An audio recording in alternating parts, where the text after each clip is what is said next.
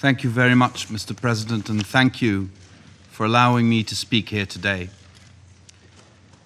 We're here to discuss a tragedy, the downing of a commercial airliner and the death of 298 innocent people.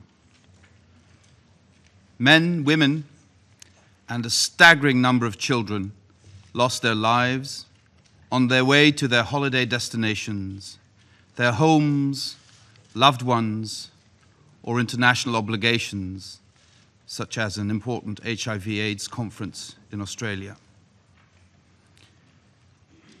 Since Thursday, I've been thinking how horrible must have been the final moments of their lives when they knew the plane was going down. Did they lock hands with their loved ones? Did they hold their children close to their hearts?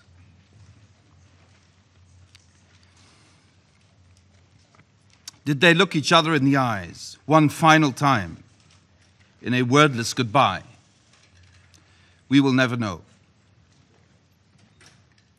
The demise of almost 200 of my compatriots has left a hole in the heart of the Dutch nation. It has caused grief, anger, and despair.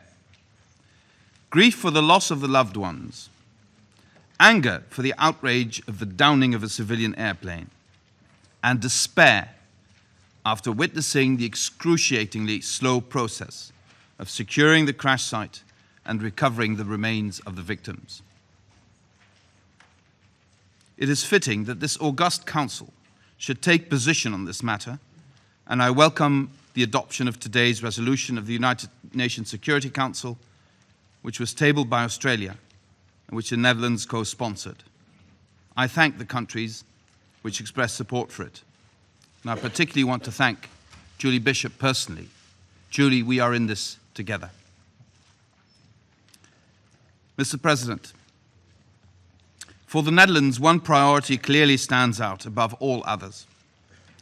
Bring the victims' remains home.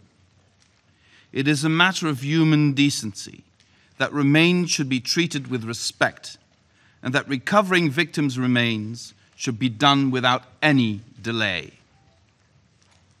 The last couple of days, we've received very disturbing reports of bodies being moved about and looted for their possessions.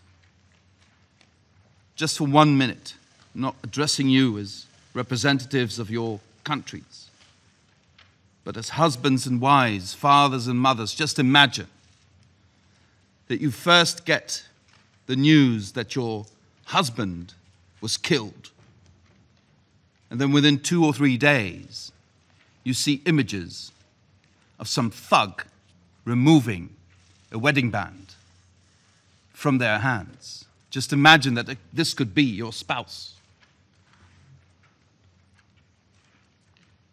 To my dying day, I will not understand that it took so much time for the rescue workers to be allowed to do their difficult jobs, and that human remains should be used in a political game. If somebody here around the table talks about a political game, this is the political game that has been played with human remains, and it is despicable.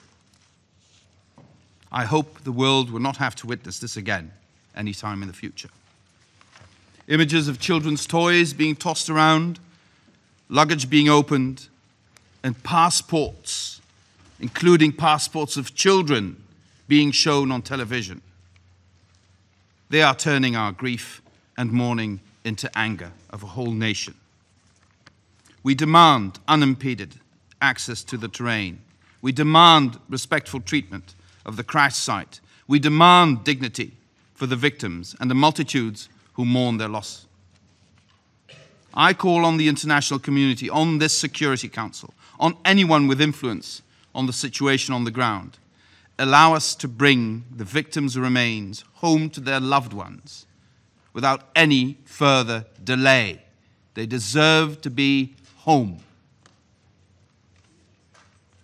As we are currently taking the lead in the forensic examination of the human remains, I pledge that the Netherlands will do its utmost to make sure that all remains will be identified and returned home, wherever that home may be.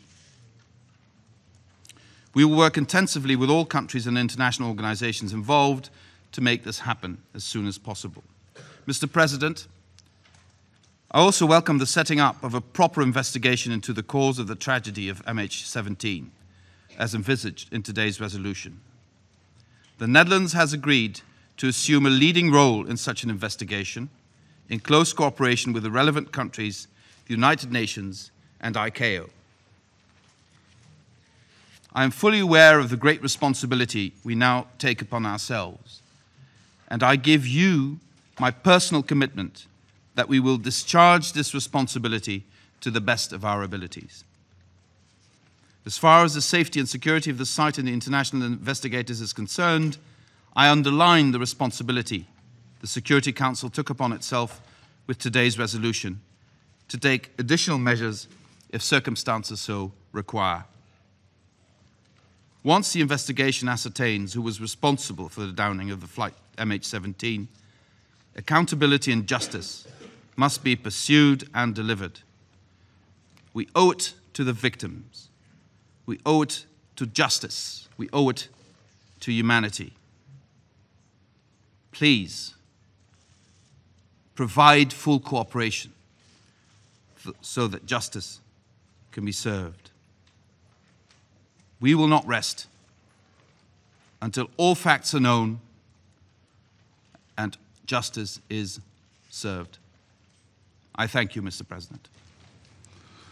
I thank His Excellency Minister Timmermans for his